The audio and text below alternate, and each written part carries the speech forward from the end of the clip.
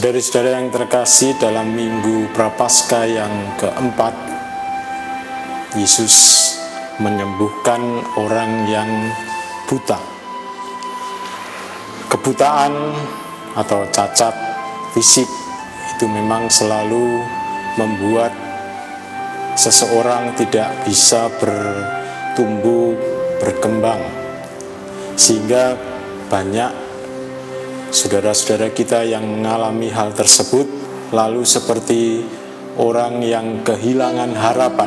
Karena itulah pada kesempatan minggu ini kita melihat ketika Yesus menyembuhkan orang yang buta sejak lahirnya, orang buta tersebut lalu memiliki suatu harapan baru karena dia kemudian bisa melihat kembali. Merenungkan peristiwa ini, saya selalu teringat akan kisah-kisah yang terjadi di Bakti Luhur. Para saudara tentu Anda masih tahu atau mungkin pernah mendengar tentang komunitas Bakti Luhur ini. Mereka merawat anak-anak yang cacat secara fisik, baik itu buta, tuli, dan sebagainya. Nah, biasanya yang terjadi sebelum anak-anak tersebut masuk ke panti Bakti Luhur, mereka adalah pribadi-pribadi yang entah dibuang, putus asa, dan sebagainya.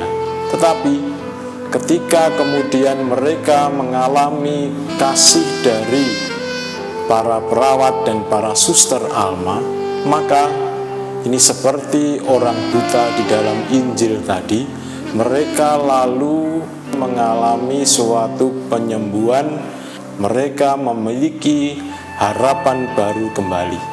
Meskipun secara fisik mereka tetap buta, tetapi mereka kemudian tidak lagi kehilangan harapan, melainkan mereka bisa tersenyum, mereka juga lalu bisa mengembangkan hidupnya, mereka bisa melihat kebaikan-kebaikan di dalam hidupnya.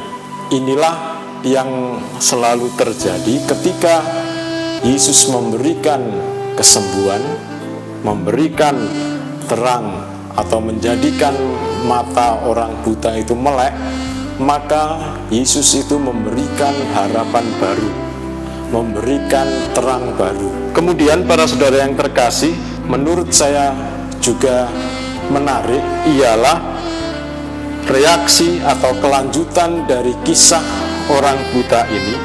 Ketika ditanya siapa yang menyembuhkan, dia pun hanya menjawab pertama-tama, ia adalah seorang nabi.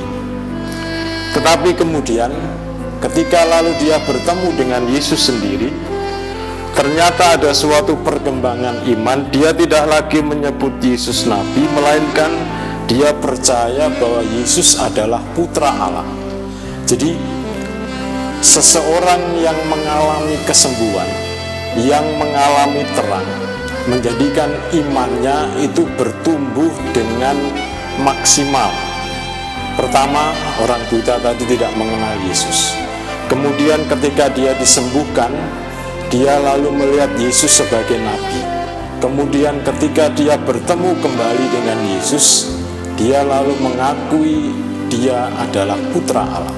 Jadi inilah juga yang menjadi suatu permenungan yang penting bagi kita, ialah kalau kita mau datang kepada Yesus dan mengalami terang dari Yesus, maka iman kita pun juga akan terus bertumbuh dan berkembang. Sekali lagi, saya juga melihat kisah-kisah di dalam panti Bakti Luhur ini. Anak-anak yang awalnya ialah anak-anak yang tanpa pengharapan, lalu mereka itu menjadi, ketika dirawat dengan penuh kasih di panti itu, mereka menjadi anak-anak yang punya harapan. Dan kemudian karena perawatan ini terus menerus, mereka kemudian dapat lalu bukan hanya punya harapan, tetapi mereka punya mimpi baru. Mereka bisa mengembangkan hidupnya, mereka bisa bermain musik, mereka bisa bernyanyi, mereka bisa bergembira. Nah, karena itulah pada kesempatan Minggu Prapaskah yang keempat ini, para saudari-saudara yang terkasih, mari kita bersama-sama datang kepada Yesus untuk mohon agar Yesus menjadikan kita melek, menjadikan kita mempunyai terang kembali, pengharapan baru kembali, sehingga iman kita pun juga lalu dapat semakin bertumbuh dan berkembang. Dan dengan demikian, maka kita pun juga lalu selalu ingat bahwa misi hidup kita pun juga menjadi terang bagi sesama kita.